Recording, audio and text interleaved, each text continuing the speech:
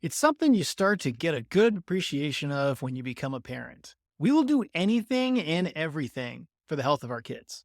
We structure our homes, we structure our meals, we change our schedules to keep them from getting sick, anxious, overwhelmed, and overall safe. We do our absolute best, but no matter how hard we try to prevent it, sometimes big life events, milestones, or changes keep kids from conquering life with ease. Now, we're ramping up into a time where that is especially true, back to school season. Last week, something ripped through the population of kiddos that I see, and almost every one of them had sniffles, coughs, because they were getting everything ready for school. They were a little bit stressed out. They were on the go. Mom was trying to do this, dad was trying to do that.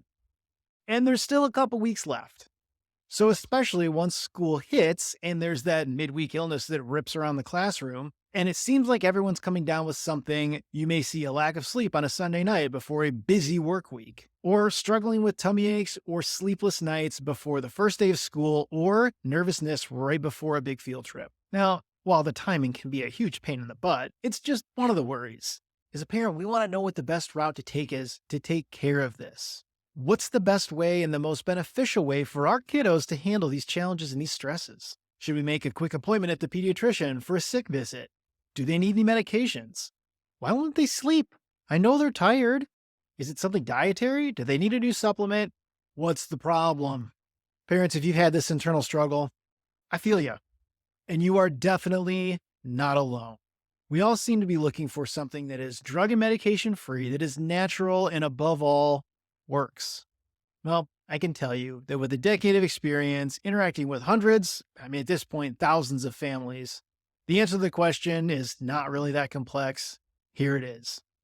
If we focus on 4 specific pillars of health in the sequence of what the body needs, then that body will grow into a fine-tuned, resilient, well-regulated, healthy kid.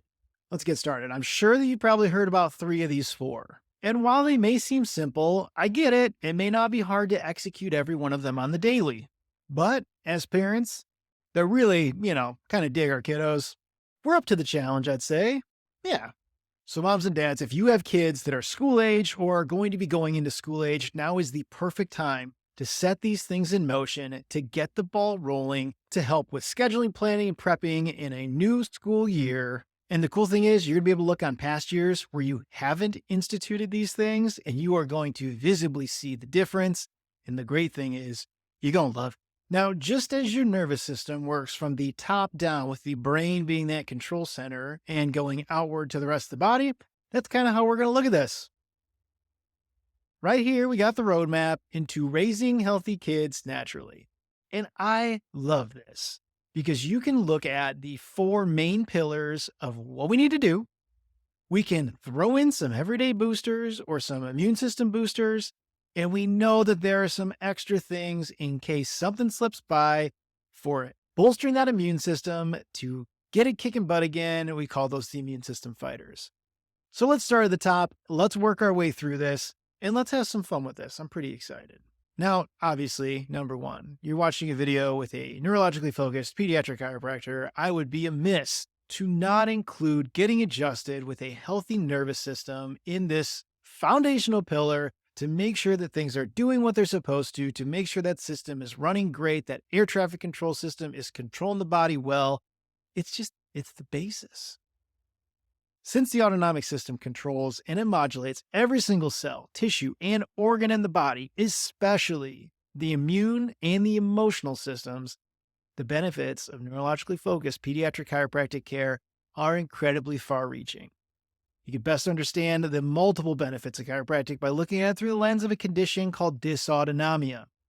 Dysautonomia is where the brain and the body struggle to communicate with each other. When communication and signaling is off, behavior, immune, emotion, digestion, and more are symptomatic. Get that brain and body communicating, and it can be more adaptable on its own. Now, that's probably the most confusing part about chiropractic today. It's become this thing that has to be so complex. How can it be so simple? Most moms and dads are used to the current medical system where there's a specialist and a different type of doctor for every system of the body. There's the ENT, the GI, the neuro, the pediatrician, and none of them None of them communicate. They don't coordinate very well. There's no coordination of care in a lot of these situations. It's moms and dads talking to one about what happened with the other and trying to relay and explain these things. And it makes you pull your hair out. And in contrast, that's exactly why, as a neurologically focused pediatric chiropractor, we're focusing on the nervous system because of communication and coordination. The central autonomic nervous system, they're the air traffic controller of our entire body. Making a healthy nervous system is the key for signaling a catalyst of the immune system and everything else. Moving on, sleeping well. We all know what it's like to not get enough sleep. You feel moody, easily agitated, unfocused. Plus, only having a little sleep takes a big toll on your physical health over time. Our bodies do some of the best work while we're sleeping, and that's as a fully grown adult. Consistent poor sleep in children can contribute to digestive issues, immune system problems, focus, behavioral challenges, anxiety, depression, and basically fill in the blank, other health concerns, all sorts of things. Sleep is an all important catalyst for everything else you do to keep momentum in your health.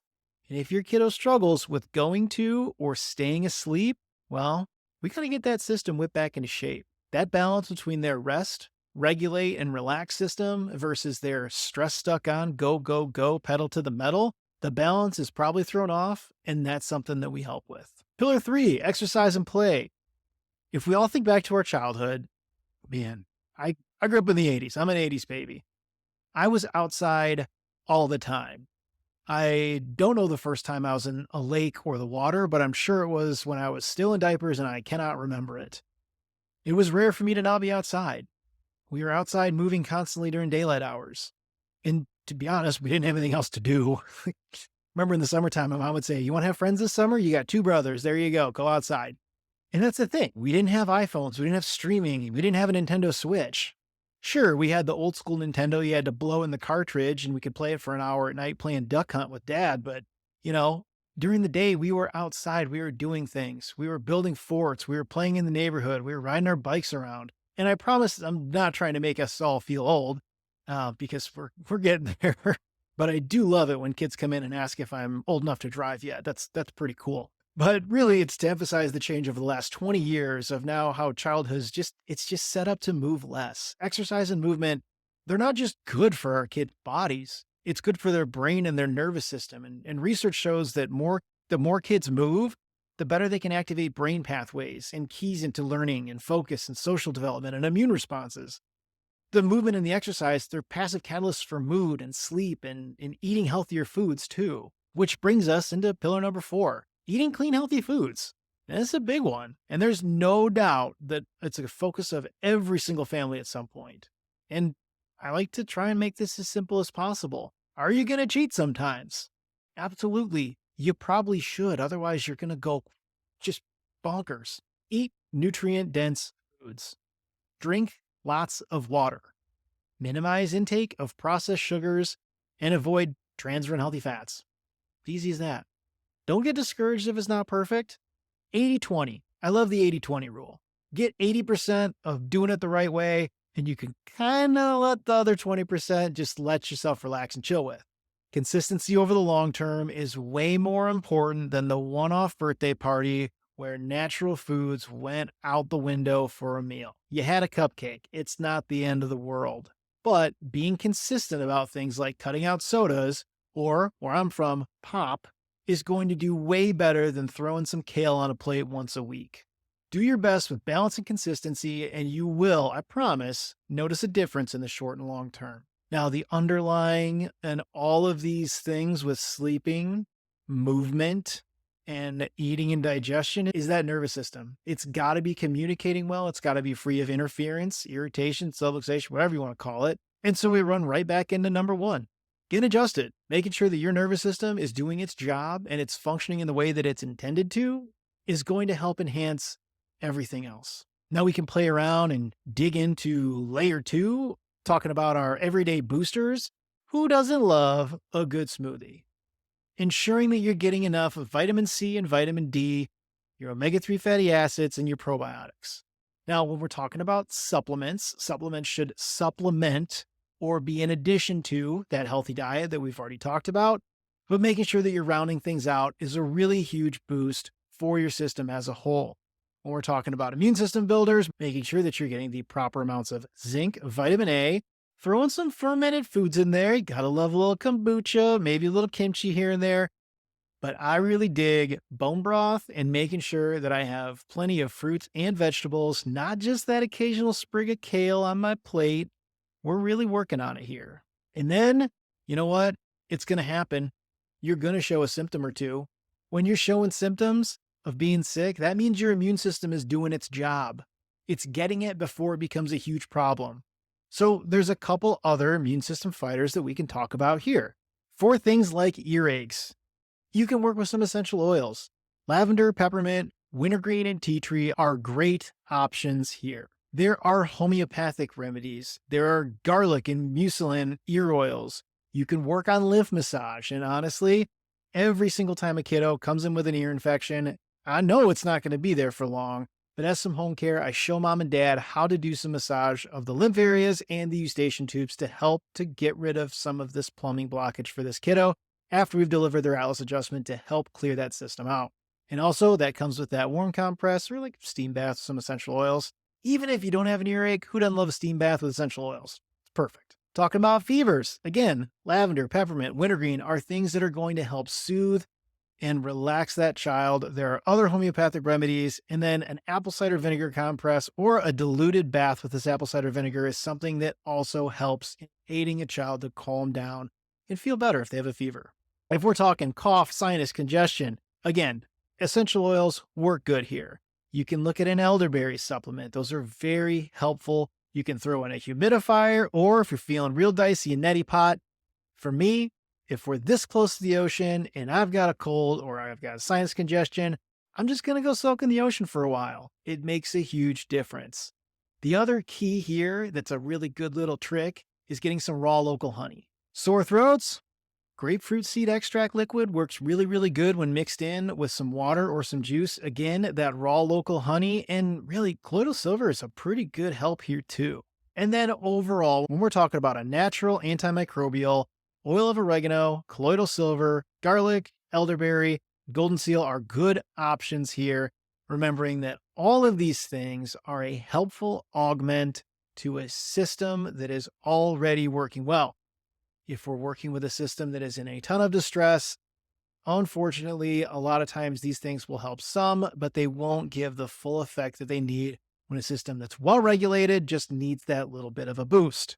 So, you may be asking, sounds like a big advertisement for chiropractic. Yeah. Why are these the pillars and why should we focus here first? Well, if you're looking at everything we just talked about, they're the foundation for everything that follows. You can throw in all the supplements, smoothies, and essential oils in the world, but for real, if that system is too wound up, if that stress stuck on button is pedal to the metal, if there is not a good balance in that parasympathetic rest, relax, digest system, you're not going to get anywhere. You're essentially taking and putting brand new finishes into a house with a cracked foundation. You're slapping a brand new coat of paint on a car that's got a rusty frame.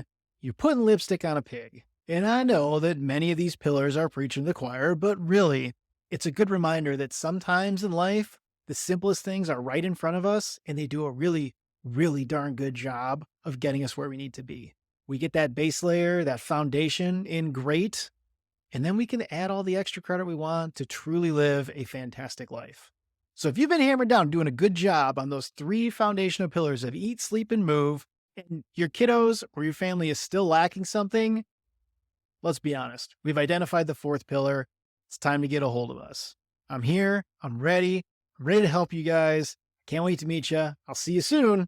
Take care.